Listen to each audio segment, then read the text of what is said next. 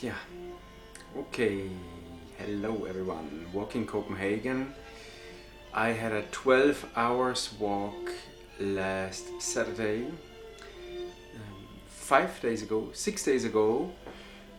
And yeah, this was my route. I was starting here. You see, Glamsbjergvej 11. That's actually the place where I live. And I wrote on the floor, as you can see in the videos, Tornby, Europe. So Tornby is located in Europe, not to forget, there's also an outside of Europe. However, I was walking then here and then around in this little quarter. I walked a little bit around, okay? And then I crossed Englandsvej, and I needed some gas for my gasoline, like to cook something. So I went to the gas station and took some gas, and then I wrote Englandsvej, Tornby.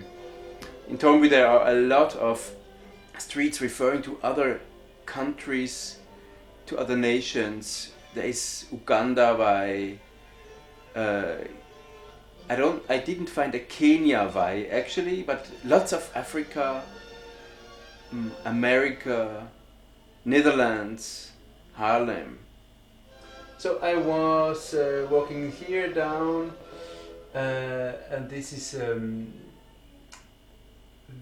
Ting Alley, yeah.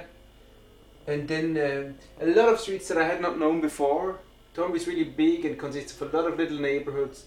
So I was walking down here, I nearly crossed the border sometimes to Copenhagen, and yeah, then I had a very heavy backpack actually, because I had in my backpack I had all these sprays with grit spray, because I was writing kind of a narrative on the streets about, and it started with me talking about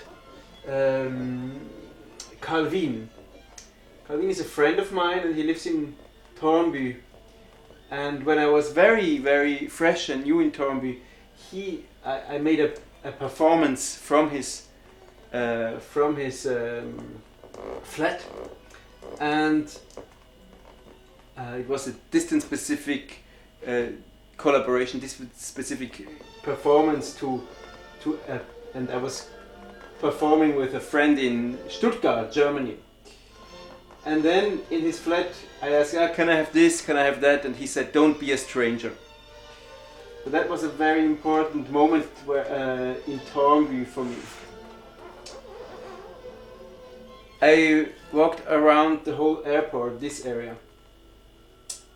And I also, there was a moment here, you see, here is this, Tornby is here, but here you cannot walk because of the airport. So I had to go to Drauer. So I was kicked out of Tornby for a moment, and I had the deep wish to come back again. And so I came here. I came back. I crossed also some some fields of grass. It was a kind of my own durational performance. But in Tornby, it's really your experience. I didn't meet hardly anyone. And also during the walk, sometimes I got messages from the team, the Walking Copenhagen team, like saying, be on time, 12 o'clock or every hour, because people are live with you. So I was very much live with myself, but this connection to the cloud community kind of distracted me from my own occupation with my own, tiredness, the mental state of walking. So I walked in the same time at the floor and in a kind of a mental space generated through that live stream. So I crossed the tunnel and went in this area where there's Ugandavej and all these African names. Yeah, and then here, down and down and down and up and down. So here I really try to make every possible path. In the beginning here, first when I started, I wanted to make a distance, right? I didn't want to kind of already be stuck in my own neighborhood. I needed to go away and then around the airport, around. But then here, when I was back into another neighborhood that I didn't know, I really literally walked every street. I didn't do many breaks, especially for the hours, 12, 1, and so on and so on, but not so much in between. And yeah, and then I came back here. Here I was really tired after 12 hours of walking, and in the moment the concept was over, I could not walk anymore.